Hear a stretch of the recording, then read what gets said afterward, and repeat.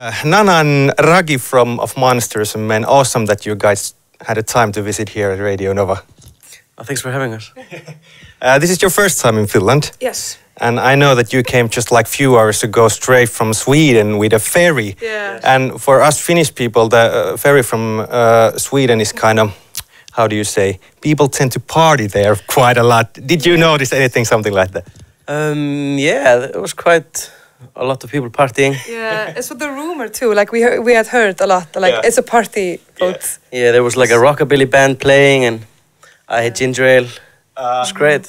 Yeah, but the only party was the rockabilly party, and then I took like a detour and I got lost, and I walked into like a casino, and there was a band playing ABBA, and like 2 people on the dance floor. So yeah, good party. But it was quite an experience, I would imagine. Yeah. Yes. It's very nice. Well, I know you always have to answer to this question, but your first album came out globally last year, actually, yes. And you were formed only 3 years ago.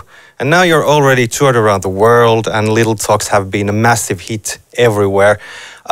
I remember some of you mentioned at some interview that it's like being in the middle of tornado. You don't kind of know what's happening. So have you already catched up that you're so successful right now? No, I don't know. Not really. Well, you just told us. But you are successful. Well, we're realizing it more and more, I think. But you know, I don't know. But like you were saying, you know, it has happened really fast, and our album was just out, you know, globally like last year. So it's you know, and like this year we have been to what 4 or 5 different continents. So you know, I mean that's kind of like you know, it's just a fast, like we're always just. And we're actually this is like we have a little over a week left of touring, and we've been touring for 1.5 years. So we'll realize it more when we go home, probably. Yeah, I think so. Yeah. Well, you have been successful, especially in the States, and I know it from for bands who come outside of America. It's kind of hard to make breakthrough there.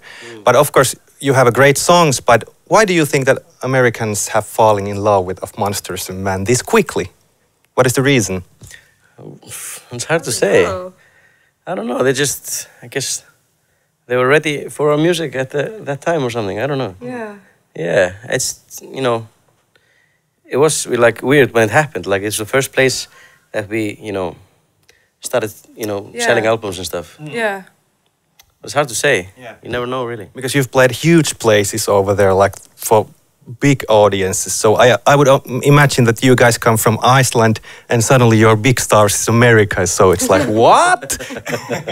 It's quite weird. Yeah, it's a strange world. Yeah. But how is it back home? Are you hailed as a big international rock stars nowadays? No.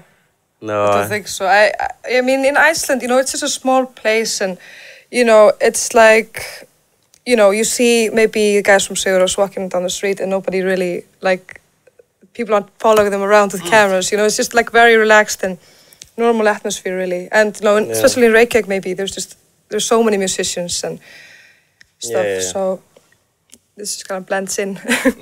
But after you're finishing your tour and going back home, just wait and see. There's paparazzis everywhere when you go back home. I don't think Iceland has paparazzi. There's one paparazzi paper. Yeah, just one paparazzi in all of Iceland. Yeah, so it's easy to go get in the middle of, you know, paparazzi is going to take a picture. You just have a ginger ale and he's going to snap a picture and then you're there.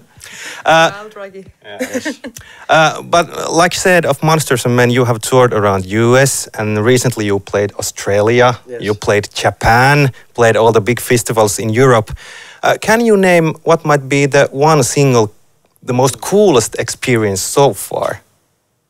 Well, there's a show that we already talk about that we really like. It's Red Rocks. Yeah, that was really good in Denver. Yeah, in America. It's like a big outdoors venue and beautiful red cliffs, and it's just like being in Lion King cartoon. So you're in real life, you're playing there. Yeah, that was probably one of the best, or coolest. Yeah, there's a very cool atmosphere. It's very strange, very cool. Well, you're going to end your tour, but I look at your schedule and I saw that the last show of your schedule is in Dubai in October. Yes. Yeah. What a way to end an awesome year and a half to play in Dubai. What are you going to do after that? Are you going to hop right into making new album or going to take a break or?